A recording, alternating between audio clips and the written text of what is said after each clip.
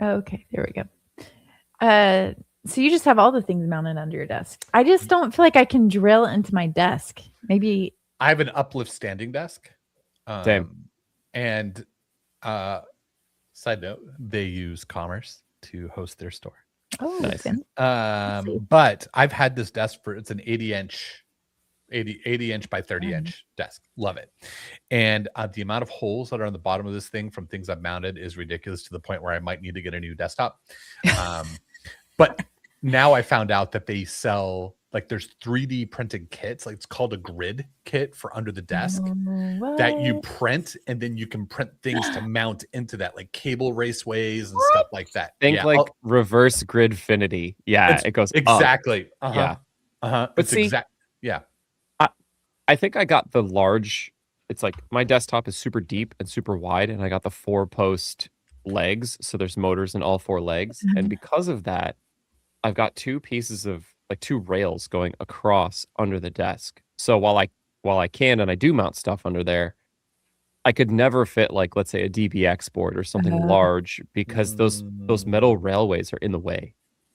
I think I could still fit one under.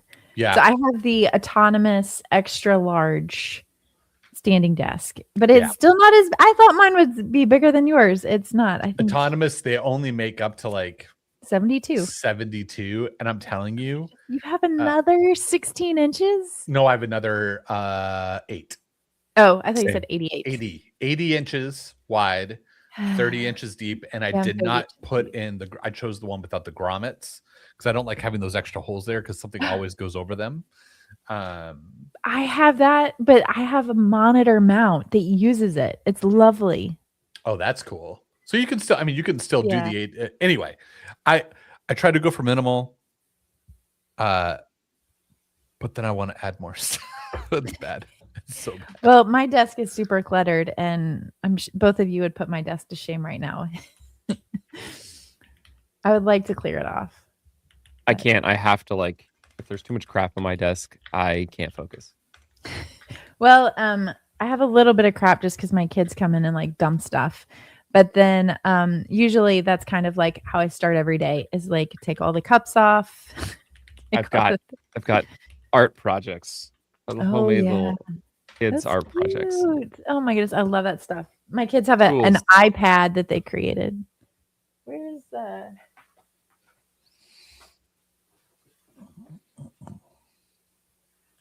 here it is. I was like, where is it? We need to have a new segment. Junk on your desk? Yeah. So yeah, nice. Okay, nice. Little guy, and then this one. Nice. 3 eyes. Okay. Googly eyes. Those are the 2 right now. Junk on your desk. I am about to do the coolest AI project with my son. He wrote like 20. We need to go live. This would be a great intro sequence. Okay. Yeah. Let me go to media. Ooh, it is raining cats and dogs. Oh, it's been a rainy summer. Love a rainy day. What's up, everyone? Welcome to another episode of Compressed FM, a podcast all about web design and development with a little bit of zest. In today's episode, we are going to be talking about what is actually in our AI stack. Web development and design, who would have guessed? Well, we can do them both, even add a little zest. So turn up the volume, get ready for the best. Let's get it started in this episode of Compressed. Hello, my name is Amy Dutton. I am a senior design engineer at Cloudflare. Hey, y'all. My name is Brad Garapi. I'm a senior systems engineer at Cloudflare. Hey, y'all. My name is Chris Nowicki, and I'm a developer experience engineer at Commerce. Amazing. So Brad has a project he's going to share. Let's share it. Let's talk about it. We were just talking about all the things our kids have left on our desks, and it reminded me of this thing that my son and I were working on last night. He loves making drawings, especially drawings that relate to video games. But he basically made a storyboard for his own video game that he's calling Mitos Island. And it's it was 20 frames and they're all drawn out and it tells a story. And it's kind of like the introduction to a video game. And I said, dude, I have an awesome idea. We're going to take all these pictures, bring it into the computer. We're going to write descriptions for all of them, and let's see if we can get AI to digitally illustrate this, and then maybe even like make a video or something out of it. So we got Awesome. all the raw assets in, all the descriptions in, and we're going to run it through Codex today and see what happens. Oh, fun. That's so fun. He's So fun. I think I shared this last week. I started working with Expo trying to get a React Native app to work.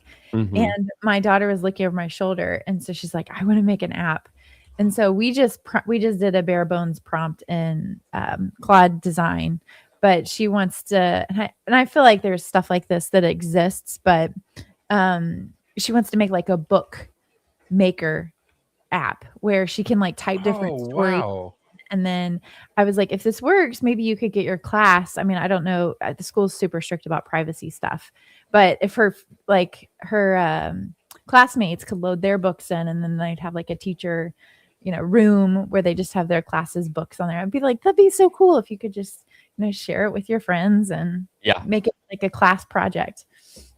And so That's she's been awesome. like begging me, and I'm like, well, it's on my, it's on this computer. I have an old laptop, but it's before M1, the M1 chips. And I'm like, I don't know how AI would run on that, just to be able to let you loose on it. Yeah. It's so fun. I just love that kids can have those ideas and see them come to life. Like before, it know. just would be such a lift to be able to execute them. My nephew Yeah, that's got what I'm trying to. Go ahead.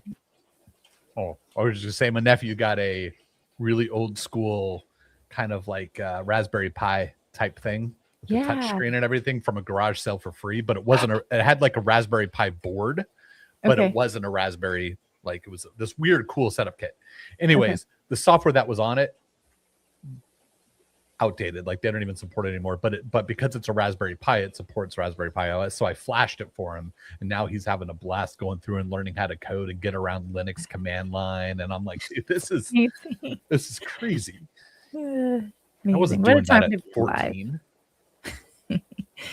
Oh man, Chris, I don't know if you heard my story, but I'll make it so brief though. But basically, my class did a trip to Washington D.C. and the band did a trip to Disney. And my parents were like, you have to pick one of the two trips. Of course, I picked Disney. Are you kidding? So, but I spent the week in the computer lab while my class was at Washington D.C. and I made my very first website on the Netscape Navigator tools. And my idea was I'm going to grab all of the animated GIFs on the internet and put them on one place.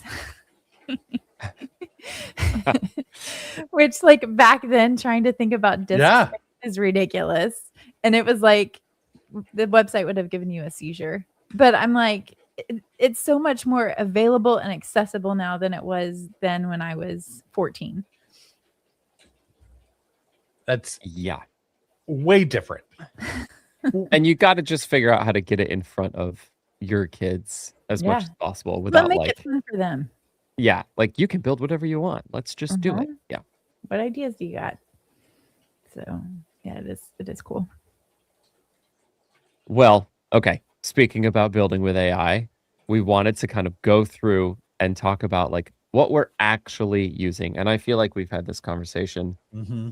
an innumerable amount of times, but I feel like we're all settled in a little bit right now. Like there was a lot of hype and trial and error around beginning of 2026, and I think we've all been through a few tools, but we're landing on something now. Mhm. So I think we should each take a turn, go through what we're actually using now, and let's talk about the setup.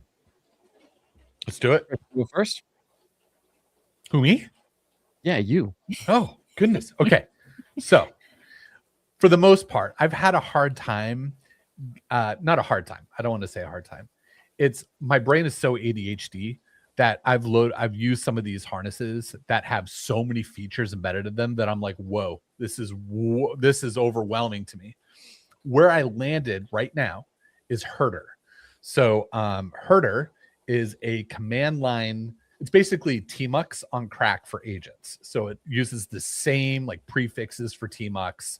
You could have a bunch of repos open, and if you open up Claude in one of those workspaces, it tells you there's an agent running. It pings you when it needs something from you, all run through the command line. And then if you close the command line completely and come back, it's still running because it's tmux. So you have to kill the tmux session, and it keeps all your stuff present. So that has been by far the easiest because it's as simple as opening up a directory that has a repo in it. You can have multiple tabs or multiple panes using the prefixes to split vertically or horizontally. Cool. And then Ryan Furr in one of our Discord channels told me about Conductor. So I tried that, got super overwhelmed, and quickly stopped using that. Then I shared about Herder at work, and someone informed me of Superset, which is almost a similar thing, but it's resonating more with me, where it opens up work trees. So I can have all my projects that I work on. I can have multiple work trees going in each one of these sessions, and it's actually resonating more with me than Conductor. I don't know why yet. I can't explain it. I just started using Superset today. But that's kind of where I'm at, where, I'm using that with Codex and Claude. Superset allows me to use both. Whereas in Herder, I have to physically open up Codex and then choose a model. So that's kind of when you say open up Codex, you don't mean Codex the app?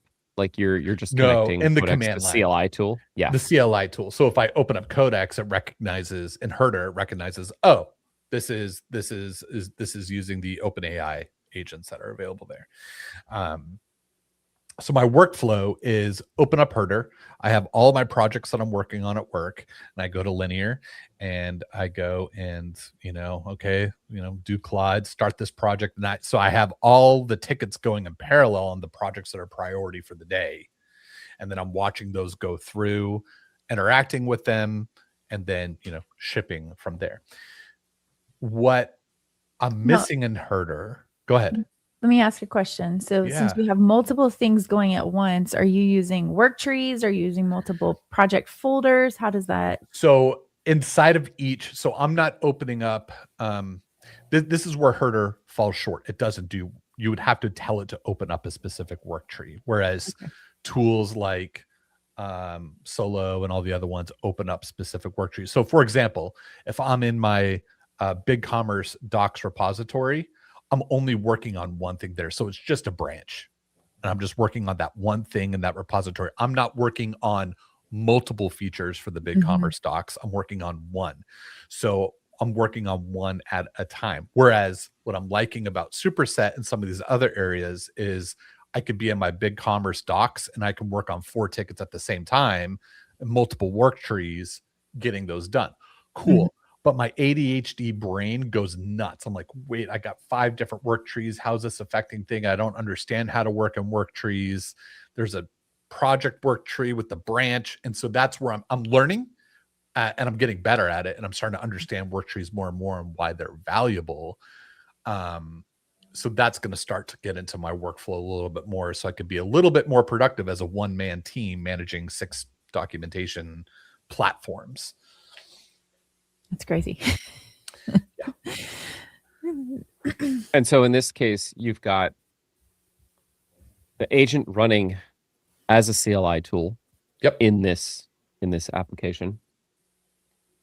How about code review? I'm looking at like Superset's website. It looks like they do kind of have like a diff viewer built in. That's what I like about Superset. If I have to look at a diff, or sometimes you have to make it an update to a YAML file that's really small, or to like a config file, or to get ignore. Like I feel stupid using Opus to burning tokens. Yeah, it's like, and so like I want to be able to quickly, without friction, open up a file and make an edit to it if I need to, because that still does happen. And that's like with Herder, you can't do that. You have to literally in the command open up another tab, type in your ID of choice, and it pulls it up. Then I can do the thing. Whereas in Superset or in Conductor, both of them, it gives me the files that are available. I can click on that file and I can actually edit the file right there without going into an IDE. And so it's all packaged into one tool. The other area that I like about Superset that I think I'm going to be transitioning to this as my main tool is that I can install it, link it with Linear, which is the ticket system I use. So then if I go to open up a new workspace under one of my projects, I can go, hey, let's kick off this Linear ticket. And it's going to link the feature to that specific ticket when it pushes the PR and all that stuff. And it's going to have context because I put a nice context in my issues. So that way I can give it to agents and it goes and runs it. And I think that will kind of tie in this workflow nicely for me to where I can have multiple things running, multiple work trees, multiple features being done in parallel in one project, where right now I'm kind of limited to just one at a time with Herder, and go from there. And again, to reiterate, this is all running on your machine. So you're managing the work trees. Like, this app is on your machine. It has to stay awake, all that kind of stuff. Correct. Now, where Superset comes in is they do have features, cloud features, where you can kick off something in the cloud. It'll open up that work tree in the cloud and do all the things in there. And it tells you on the left-hand side under your workspace if this is local or if this is in the cloud. So it can open it up there as well, which I think is really, really nice. I haven't experimented much with cloud stuff, but yeah, for right now, my computer has to remain open. I'm doing everything locally. I'm not doing anything in cloud agents or anything like that. I think now that I've tried the UI style of like agent harnesses and I'm not relying on the CLI tools anymore, Mm-hmm. I find that like it was a bit cumbersome to like bring images in or copy paste text sometimes, right? Because you're still dealing with a terminal, even if it's like a really nice TUI, like OpenCode or something. Does Superset or Herder address any of that, or it's like, no, dude, you're still just operating in that terminal space? No, it solves that. I don't have to, like, if I click on the Claude, you tell Superset like what LLMs you have available. And that becomes a tab, like it gives you options at the top of a workspace. So you click on it and it opens up Claude in the terminal for you rather than using the desktop app. So it just makes it easier without having to open up the command line, type in Claude. It just does it for you. And in your settings, you tell it, what do you want your default model to be? Do you want it to be Opus? Do you want it to be Sonnet? What do you want? And then that's your default. When you kick off a new work tree in a project, you can tell it, hey, you know what? For this, what we're doing, I want you to use this model instead. So you can override the default before you even open up the work tree, which is really nice. I think we're going to get to this place where it's going to be all an app that utilizes the command line under the hood and just makes it's reducing friction in the things that we need to do, Yeah. Because I'm still seeing like it's like an app, but then we're just running terminals inside of it. So exactly. It seems like two things together. But if you're used to the terminal experience and you're like, this is the next logical step because what I was doing on the terminal now fits in this place where it can be managed well, exactly, and run in parallel well, then that's like a really good next step. Yeah, I think it depends though on the wall. Like, and this is what I mean. So like I'm using Solo. And the reason that I'm using Solo is because I can blend those agents really well. And it just seems like if you buy into Codex, that's fine, but you've bought in. Or if you same with Anthropic, like I'm just going to run the Claude app and that's it. Yep. But at least with Solo, I can have some of the like review agents come in, or I can have different companies' models like running and maintaining other companies' models. And so if you buy into the app level of things, you miss that as an option. So I don't know how the things that I read online where people are saying it's so easy to switch, which is like can be a bad thing for these companies, because if you're talking about Anthropic or OpenAI, it makes it hard to tell like what's the trajectory of our business. Like how can I guarantee that income, which is one of the reasons why I think Anthropic, like by locking in all these enterprise contracts, if it's enterprise, you're locked in and that's what you're going to use. But if it's like a developer like me and you're just like switching and going with whatever the most recent model is. If you, as long as you Mhm. have that, something like Solo is great because then you're not limited in what models you're using.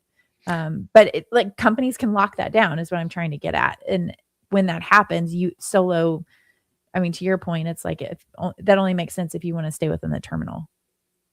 Yeah, and that's a good segue, I think, Amy, into your workflow. Like something I've been really curious about with Solo is, I mean, you have talked about this a ton.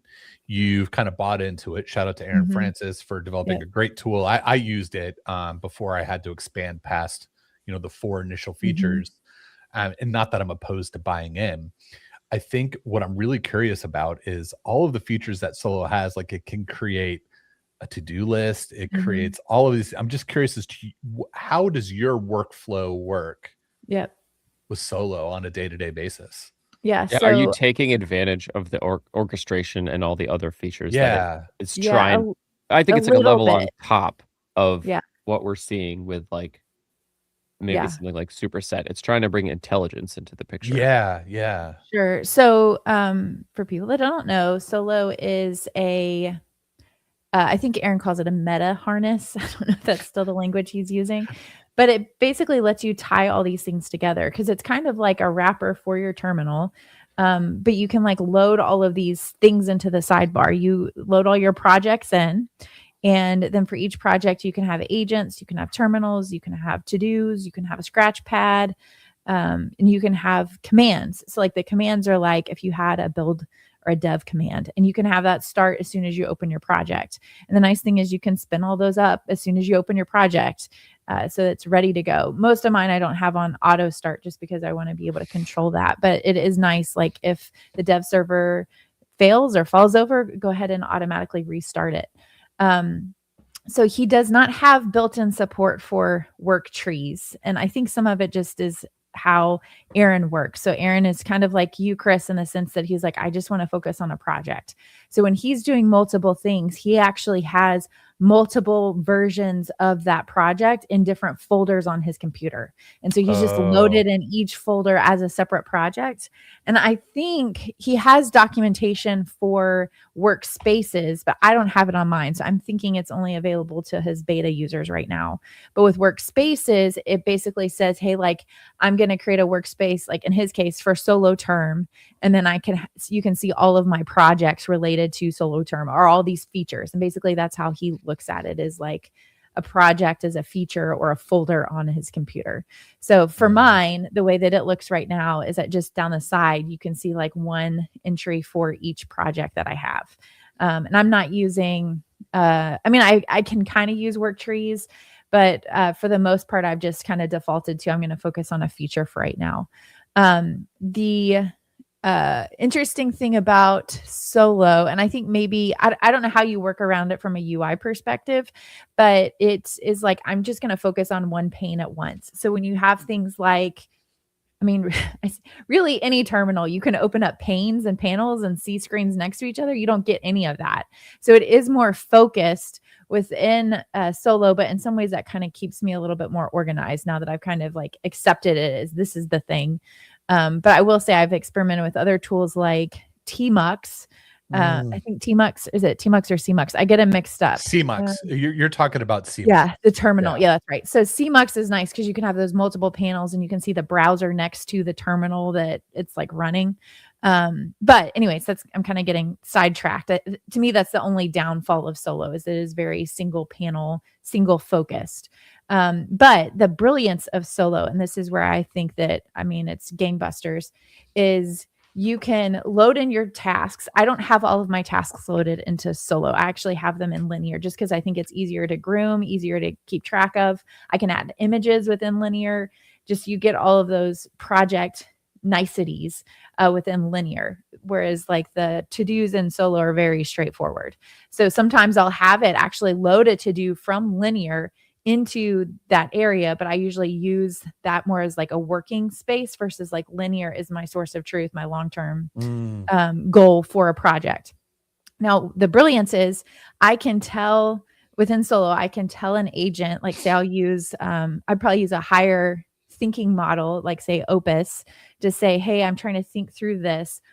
will you help me come up with a plan? And it'll generate a plan, and then I can have it add the plan to the scratch pad within Solo. And then I can put something like, Soul on it from ChatGPT. I can add that on it and say, hey, will you review the plan?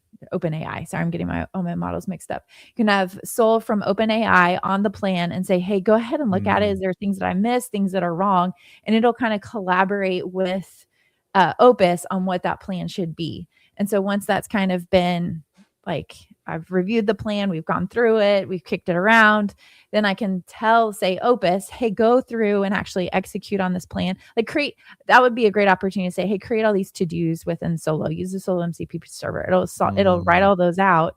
And then I can say, hey, will you just kick off a few agents, maybe use something like Sonnet 5 to kick off all these tasks, work through it. It has a timers feature. So I can say, hey, just use the timers feature to check in on these agents, make sure that nothing gets hung up. Yeah. If it does, like check back in, kick it off, draw my attention to it. And as you do these things, complete them within the to-dos.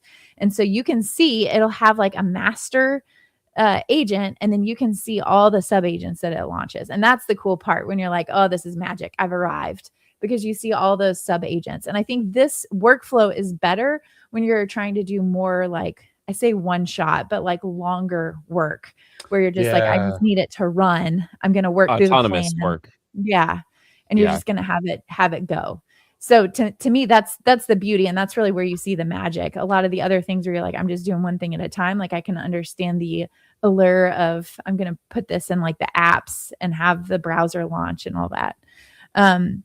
The things that I'm still trying to work through, and it's like one of those things that I say I want, but I'm not sure if I really do, is trying to get everything to work on my phone.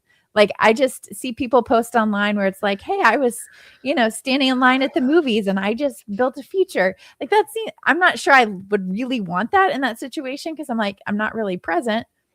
But that sounds amazing, just to be able to work while I'm not at my desk. So, and I don't know, we'll see.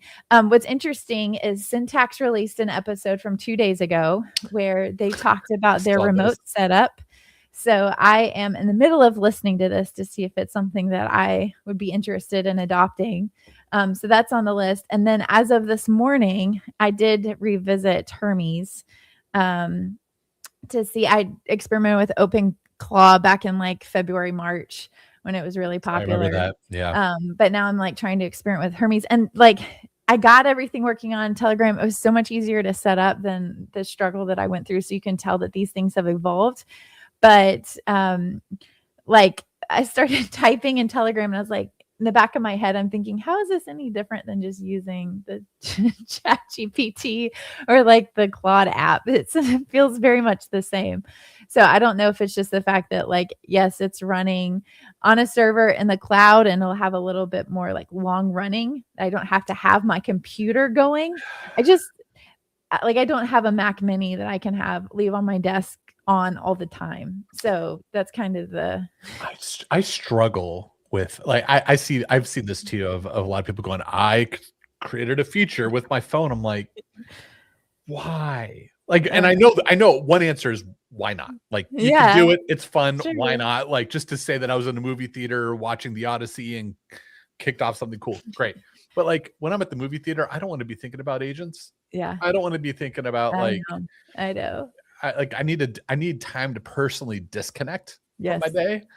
I don't know if I want to stay that connected. Mm-hmm. I don't know if that's bad or not, but I'm like, I'm breaking my phone. And it's like, why am I breaking my phone? So I can now like try and figure out how to work on my phone. Like, this doesn't make sense.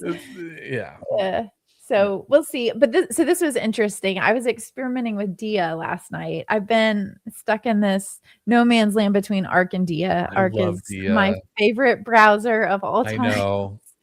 And I'm just like slowly trying to accept the fact that it's not going to get the support moving forward that I want it to. So they're like V2 is Dia, and it has a lot of AI features built into the browser. And part of me is like, I don't want it watching everything that I do in a browser is part of it.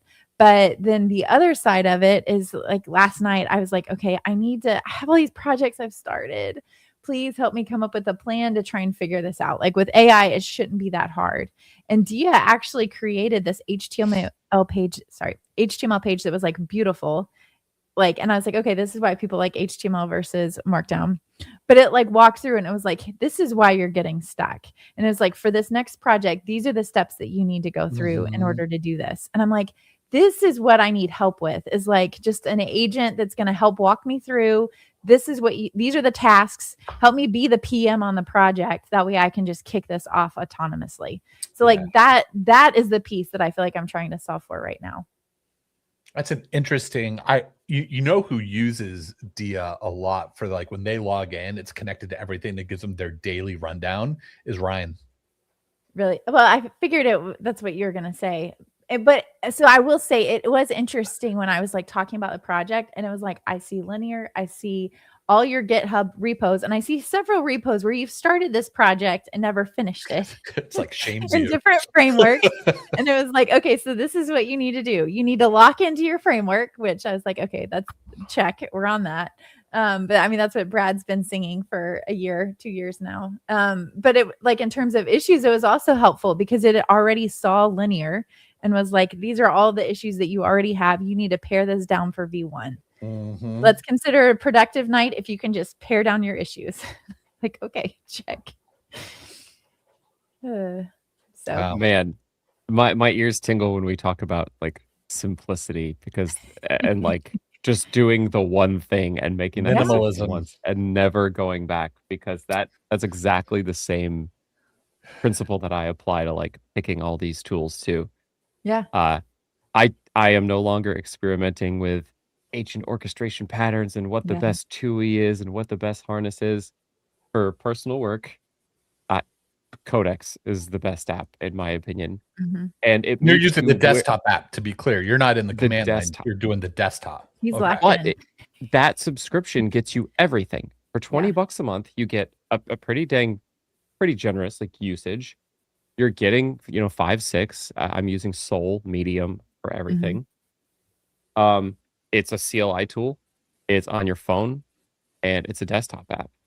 So you can do any of those things. You can also call it in to do code review on like GitHub and stuff if you really want to, but that's just like burning more tokens, which I don't Mhm. find useful. Mm-mm. But like why I am just such a fanboy of the Codex app now is coming from OpenCode. OpenCode felt like a terminal. Now I feel like I'm using a really nice app with better like hyperlinks, file links, image integration, copy and paste that just works.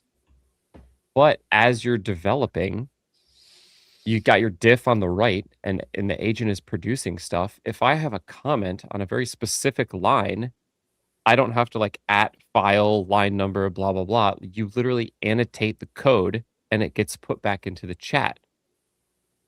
And like to me, that's the best like feedback loop I can give. Is like I'm scrolling through this and I'm like, what the hell is this? Or describe this or change this. And you just highlight the code, type in a comment, boom, it's right back into the chat. It's got a built-in browser, it's got a built-in terminal, like it all works great. I no longer have to manage like 4 different apps. It's all right there in Codex. That is really nice from a simplicity perspective and from a minimalist perspective, and just you're not switched between the terminal and then this app, and then this app is just there doing the thing that you like.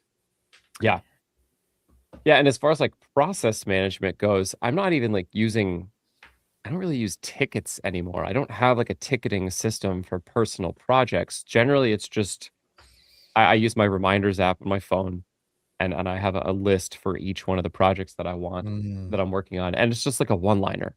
And so when it's time to work on that, I sit down and I go through with that agent for that specific task, and I follow it through and I work together with it, or I like kick it off, leave, and come back kind of thing.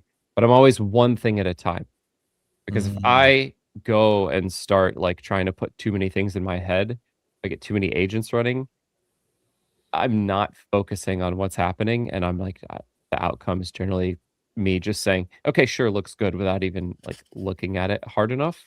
So I try to just stay singularly focused, kind of like Solo wants you to do for the most part, just like stay on one thing. Even though I have multiple projects like in my sidebar, it just Mhm. makes it easy to switch around them. But one long running session, and I'll do one task in that session and then move on to the next task in that session. And the context builds up really, really nice where it just gets everything you've been talking about. And so it almost has context of the entire product or app that you're trying to build. Are you guys using an IDE at all? I've stopped. Ooh. Not- until I started using Superset, yes, just to update a few little things here and there. Mhm. I Mhm. mean,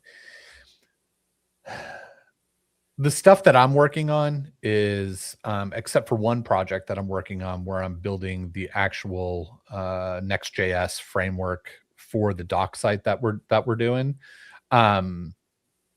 Everything else is just it's just docs and features that our docs platform provides us and Mhm. integrating that into our normal flows. So it's like I can validate when I go to the preview, I just look at the doc and make sure the feature that the platform provides is there. If not, I reach out to them and say, hey, help. And then if not, go from there. Mhm. If I'm working on personal code, then yeah, I like to see the diff and just see what's going on and understand what's going on. But I know a lot of people are even moving away from that, going, hey, the test does it work, Yeah. rather than, and then people are putting into their workflow where at the end of a feature, they simplify code review, it strips out all the stuff and makes sure that you're using reusable components where needed if you're using the same thing over and over again, and then it ships and it works. Okay, Mhm. I will say though, I used to have like agents and sub agents run all these processes on like everything that I was doing. And it just felt like all this cruft and tokens burned. Like at work, it's fine. You want to set up this whole workflow where things are checking themselves and looking for simplification, that's fine. But like when you're paying for the tokens, I tend to just get to the end and be like, how's performance? Or, could we simplify anything? Instead of like kind of continuously running these other agents that are just burning tokens, looking at what you're doing. Mhm. So I'm going to be a weird one, and I still like an IDE. I just like being able to like click and navigate around my code. And there's a few times where like if I'm making a CSS change, I want to see like all the things that are affecting it to be able to fix it. And the crazy thing is I loaded up Cursor. That's been my primary IDE on my personal projects for probably about 2 or 3 years now. And they have shifted so much focus over to their agentic window. It looks very similar to Codex or Claude Code's like action or their code piece of it. And it was hard to get over to an IDE. Like I couldn't believe it. Even the like if you're going to launch a specific folder from your terminal, so I would just type in like cursor dot to open the current folder. It does not default to an IDE. I had to use a -- classic flag in order to get it to load the project I wanted. So it's just crazy to me how hard that they've pivoted. So I know that I'm definitely in the minority there with the editor. So It's a matter of time before VS Code yeah. makes their agents view the default view. Like Right. So I don't know. Do you go to coming. something like Zed so that you can, if you, you still Zed want is to- going all agents too. so Yeah. crazy. Nobody cares. So, but that does bring up, okay. At work, I love the code review tool that we have. So we're It's on very good. GitLab and it has this fantastic code review and it catches so much stuff. It's great. And so I was like, I really want something like that on my personal projects, but it's like I'm trying to also avoid paying for yet another subscription. I did the trial of Code Rabbit, which seems to be one of the more popular services. And it's by developer, so it's a little bit cheaper because it's just me, but it's still like if you're on the monthly plan, still like $30 a month. So I didn't want to pay for that. But that was the other reason that I went into Cursor is they have Cursor Bot, which will review all your PRs. And then that just they've changed the pricing on that where it pulls from your subscription. So if you go over Mhm. on your usage there, then they'll start like asking for more money. But it is kind of crazy how quickly you can even rack up with reviews, especially if you have a system that charges you by file that it's looking at during the review. And I'm like, oh, that's That can be beefy. That could Yeah. be a lot of tokens. Yeah. Yeah, no kidding. But I mean, to me, that's the like the safety measure that the seatbelt that you have to wear when you're just YOLOing the code. Like I want to make sure that it's good. And it is nice when it is just you on a project, having something else review your code to make sure you didn't forget anything or miss something. Yeah, I had a nice workflow at one point where I was like still paying for the Copilot subscription as well as Codex. But Codex was producing all the code. Copilot was reviewing it in GitHub as I was making PRs, and it was nice to just have that double check. Mm-hmm. But I found that Copilot would never stop. It would nitpick to death everything, and you'd fix something. Oh, here's a new problem. Yeah, that is the nice thing about the CodeRabbit bot is you can set a level. Like, do you want it to nitpick or do you want it to be pretty chill? And I was like, I want it to be chill. I just want it to catch the big stuff. Right. Wow.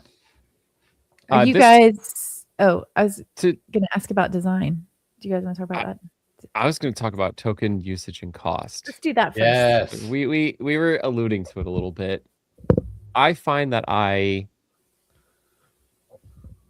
could blow through a week's worth of usage in like 2 full days of coding, maybe 2.5 full days of coding based on my $20 a month plan. But like spread out over the course of a week, I will probably hit 0 by the time the week runs out. And I feel like that pacing is just perfect where I'm not using it 24/7. I'm using it for my side projects and stuff. And it like forces you to like code a little, take a break and do something else. You know, I don't find it too restrictive. It's the right amount. What kind of plans are you guys on? And are you feel like you're running out too soon? I'm on the $20 Codex plan and the $20 Anthropic plan for personal between both of those. So, and you've kind of after hearing you talk about how it's been good enough for you just having Codex, like kind of like having both, just because my wife and I share my Anthropic one. So it's kind of like, okay, well, but I'm curious, is $20 going to be enough in the future? You know, I'm not doing enough personally on my personal projects right now. I need to. At the end of the day, I've been a little swamped, so I've kind of taken a break at the end of the day. But there's things that I want to do and work on, and I'm sure if I was doing those things, I would go through my usage pretty quickly. So I'd have to figure out how to balance between Sol and 5.5 and the different models. Well, this is me running Sol Medium constantly, never changing. And I find that, in an average week where I code, 3-4 nights in an evening, I hit my quota, like right around the end of the week. Not to mention, there was like 5 or 6 resets in the previous week. I just never dropped from 100%, but that'll stop eventually. But Yeah. And I will say there's things about, Chat GPT models that I like and dislike more or less than, the Claude models. Yeah, that's kind of my thing too, is like it bothers me when chat talks to me like a person. Where like I was brainstorming with it and said, wow, that stopped me in my tracks. And I was like, no, it didn't. Like, are you kidding? That took my breath away. It's like, no, it didn't. Come on. Weird. So I'm paying a $20 chat subscription, $20 Anthropic, and then I'm still on the $20 Cursor subscription. So the first thing that'll probably go is Cursor. And some of that right now is I'm using it with the Bugbot. So if I drop that, that's probably even more of a reason to drop the Cursor subscription. Cursor does have their Composer model, which is their proprietary one built on top of Kimi. And that's quite good. One thing I do like about Cursor is that it also will kind of select the model for you if you're just typing something in. I've had good success with that, and it'll actually make that stuff cheaper if you allow it to select what model to use. So it kind of knows that if you're working on a plan or you're needing a research or something higher thinking, it knows we're going to use the better model, but then when we're just going to implement the basic tasks, it's going to reduce it automatically in theory. Yeah. Yeah. In theory, it's not telling you, it just says auto. And if you go look at your plan, it says auto. It doesn't tell you exactly what model, but just like in watching the numbers of how much usage I have there. So, and I do have the pay as you go for, is it Open Code Zen and Okay. AMP. I'm also have like pay as you go, and I only put $10 on that. I rarely reach for those, but it's just kind of for me to keep an eye on what some of the other models are doing, and the fact that in Solo I can launch Windows with all of those in there to be able to look at the plans and experiment. But I'm kind of with you guys. I think moving forward, the tokens aren't going to be subsidized like they are now. I think there's hope in terms of, is it compression, that Google's released a few different file formats and things like that, where they've made strides with compression, which I think can help with some of that token usage moving forward. But it will be interesting to see what happens. So for now, like you guys, I like being able to have the variety. I don't hit those limits. Like I can pretty much stay on Claude, but I'm like going hard at Sonnet 5. But I don't hit that 100% within my window. It will usually reset, but I'm also not running tons of different features. I think once you get those autonomous flows where you set up all these different plans and then just let it run multiple things on work trees, that's when you're going to hit your limits. This is exactly what got me to say the other day that AI, like tech, is pay to win. Because there's just a big difference between somebody being able to run a single track AI and hitting limitations versus throwing money at it and just shotgunning out one product or many products or many features with unlimited token spend. Yeah. So, I mean, we'll see what happens. I have also been probably more of a healthy balance lately of just like work life and shutting down my computer at the end of the day. And so, to Brad's point, the fact that I'm only paying for those $20 plans, I don't feel like I have to work. Whereas I think if I had put that $100 down or $200 down on a higher subscription, like I have to get my money's worth out of this model. But it's been better for my mental health and for my family just to be able to walk away. And isn't it nice? You'd hit 0% and it's like, oh, time to go. Play with the kids. Kind of forces you to play a video game or do whatever. Okay, I'll come back later. I'll finish this up tomorrow. And the cool thing about these subscriptions too, though, is like if I'm working on a freelance project, and I'm working on one right now, and so I might I'm getting paid a certain amount of money to do it, so I might increase my Anthropic usage to the $100 plan for a month. Or two, right? Because I'm converting, I'm using a learning platform and converting PowerPoint that goes into this platform, and it's just super easy to dump that in, and it just spits everything out for me, everything I need, and it just processes it quickly. So I think that's the nice thing too about these things is you can increase for a little bit of time, and then you can decrease back to when you don't really need it. So you pay as you need, and like you said. It's kind of back to what Brad said and you said, Amy, of just we are getting to that point where it's pay to play. It's interesting. Today I got a email from Anthropic saying, "Yep, your Fable 5 usage on my personal account is no longer available. It's pay as you go. So we've given you $100 credit. Claim it. Got that too. And then once that's done, if you want to use it, you either need to up your credits or switch to the $100 a month plan." So they're trying to let's hook you in here a little bit. I know. I know. Oh man, I don't want to pay per use, but I want this included in my monthly limit. So yeah, I'm now going to pay the $100 a month. Smart from a marketing perspective, 1000%.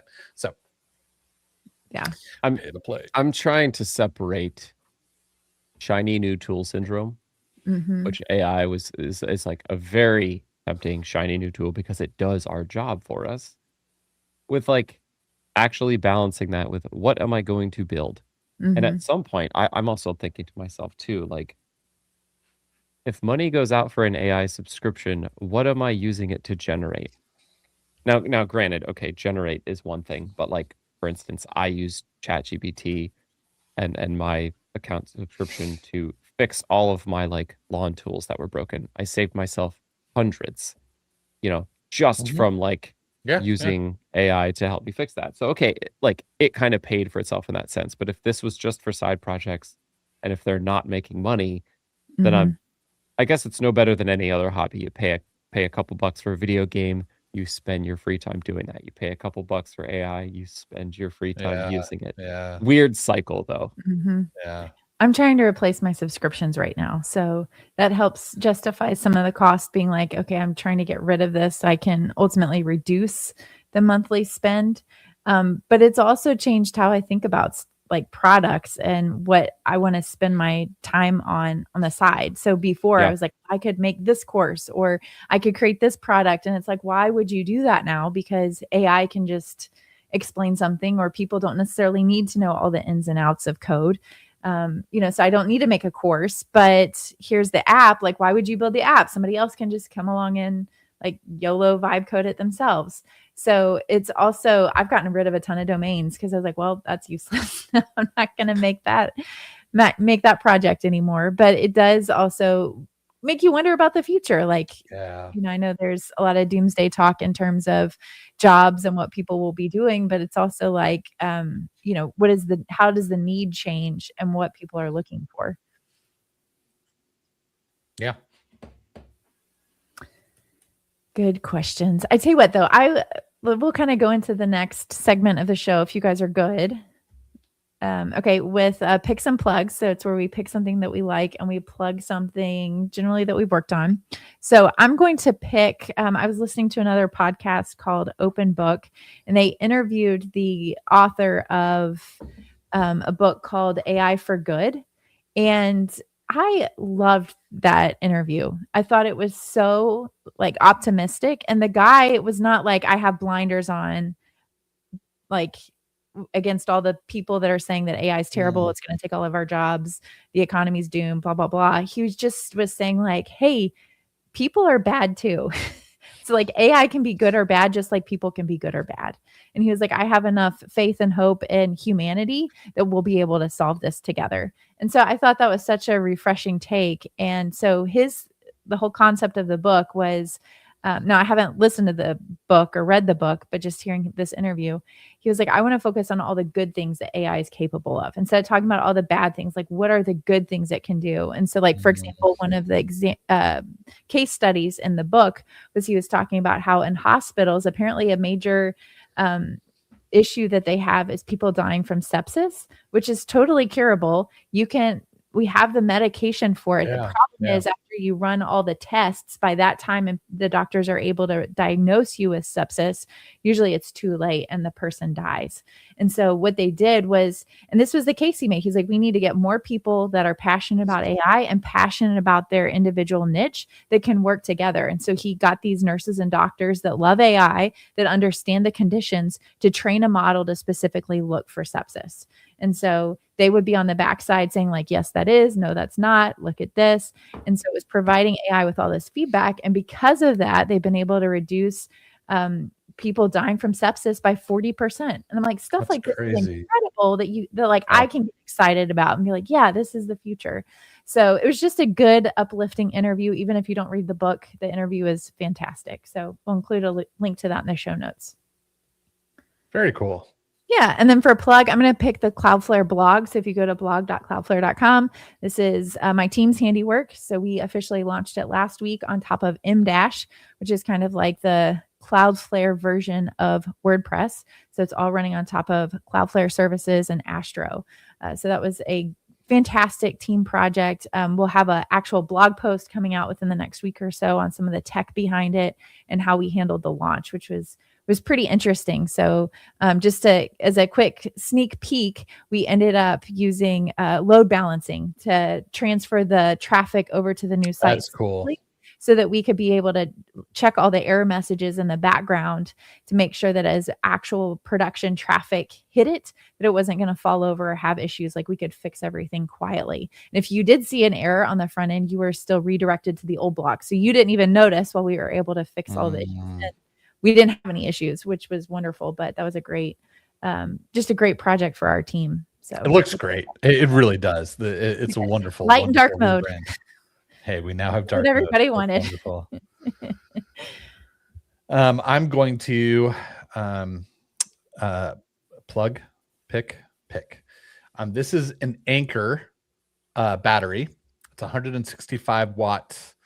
Like I forgot the milliamp. It's like 27,000 whatever. But here's what I love about it.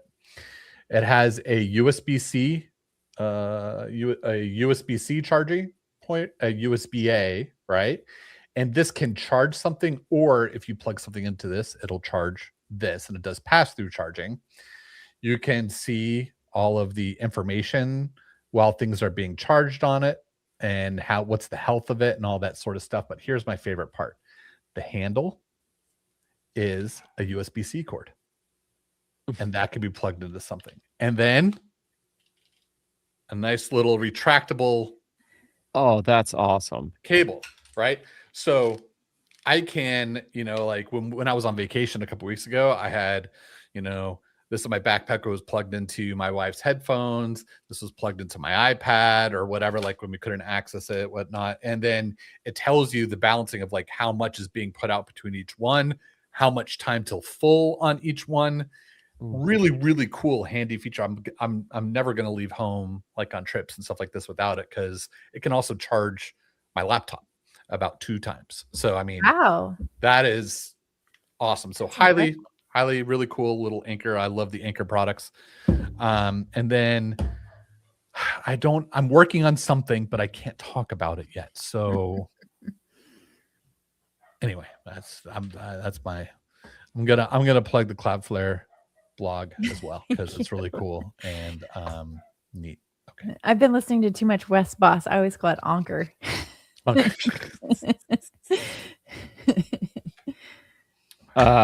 tweeted at West Boss the other day. He like got back from vacation, and like within 2 seconds he had this video out of him like taking apart this RC car, reverse engineering it, and like controlling it from something. I'm like, bro, ease into it. You just got back. There's no such thing for them. They're crazy. Yeah.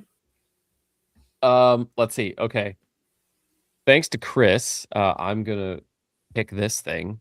I took the cover off, but this is the Dungeon Crawler Carl book. I'm about halfway right now Really? already. Okay.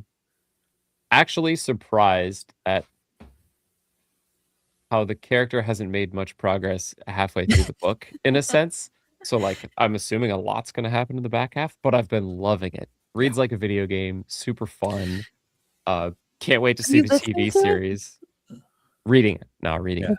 I'm listening. I'm doing both. I listen and read, but it's a genre called lit RPG. So it's literature RPG, and it's a whole genre of it reads like a game. So they talk about heads up displays, and I put this into my inventory, and it's such a fun read. It's just very, very vulgar, but fun.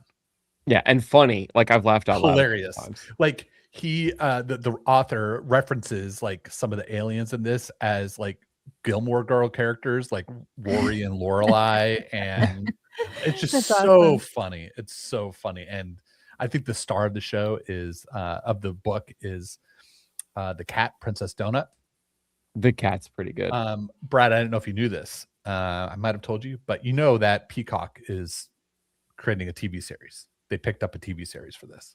I So, did hear that. I I hope they I don't can't wait. ruin it, but anyway, yeah, I'm glad It would to- make for a very good TV series.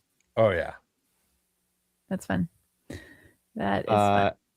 And then I'm gonna plug my Yodo app, which recently I've just put a ton of effort into making much more performant, like audio uploads and downloads. Just learned a lot about parallelization and batching things and eliminating like duplicate calls. It was the majority of what that boiled down to, but it feels really good to use now. I also added a little bit of like observability to it, and I need to do more analytics. I need to kind of figure out, like, get a good handle on how many people are actually using this thing. But I just got all those statistics coming through, and I should be able to answer that question here soon. Do you at least have analytics on the site to know like how many people are hitting the site? I have whatever Cloudflare offers out of the box, but now I have a bunch of like structured logging and saved queries that I can kind of figure out, like how many imports are happening, how many logins are happening, are there any errors, that kind of stuff. Yeah, very cool. Chris, you good? Look like you're deep in thought. Oh, I just had an ADHD space out moment. It's fine. We're good. That happens to all of us. Well, thanks everybody for listening. If you're listening later in your podcatcher of choice, please leave a rating and review. For now, that's all we got. Lovely. I didn't mean to put you on the spot. Oh, I don't care. I'm not. Listen, it happens all the time. I'll be sitting talking to my wife, and all of a sudden, like I hear her going, "Hey, hello, did you hear me?" I'm like, I don't know. I have no idea where I go. I just kind of like my brain goes into this thought of something. Anyway, it's fine. Right. I'm I'm not worried about convinced the most creative people are people with ADHD. Just being able to make different connections that other people can't. I'm going to go ahead and call the show. So thanks everybody for hanging out and watching live. We will be back next week with the special guest. Is not so much of a guest. I'll leave that in. There you go.